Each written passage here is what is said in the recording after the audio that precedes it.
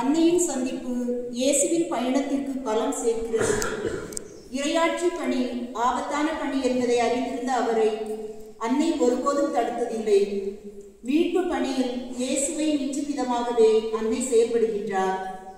கானாவின் திருமண விருந்தில் கலந்து கொண்ட போது அங்கு ரசம் தீர்ந்ததை என் கவனத்திற்கு கொண்டு வந்து உதவி செய்ய என் அம்மா கேட்டுக்கொண்டதை நான் எப்போதும் பெருமையாகவே நினைக்கிறேன். தாயின் வலிமையை மிஞ்சியது இத்தரணியில் வேறில்லை என்பதை நான் இயேசு உணர்கின்றேன். இயேசு பேசுகிறார். எப்போதும் என்னை உற்சாகப்படுத்தும் இந்த அன்னையை போல் தாய்மார்களே, நீங்கள் எப்போது மாறப் போகிறீர்கள்? தாயை விட சிறந்த கோவில் இல்லை. முதுமை காலத்தில் அவரது முகம் போல வைக்காதே. உமது உடலில் ஓடுவது அவரது ரத்தம் தானே. குழந்தைகளையும் குடும்பத்தையும் கவனிப்பதை காட்டும் ஈடுபாட்டை விட கைபேசி தொலைக்காட்சி தொடர்களை தவறாமல் பார்க்க நீங்கள் காட்டும் அக்கறை அவமானத்திற்குரியது.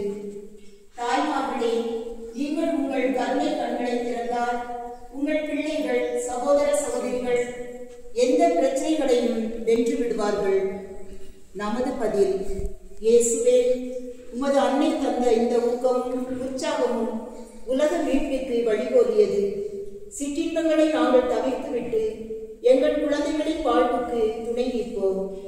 உமது அருளால் இனி புத்துயிர் பெற்று எங்கள் பிள்ளைகள் சந்திக்கும் பிரச்சனைகளில் அவர்களை ஊக்கப்படுத்தி எதிர்கொள்ள வைப்போம். ஆமென்.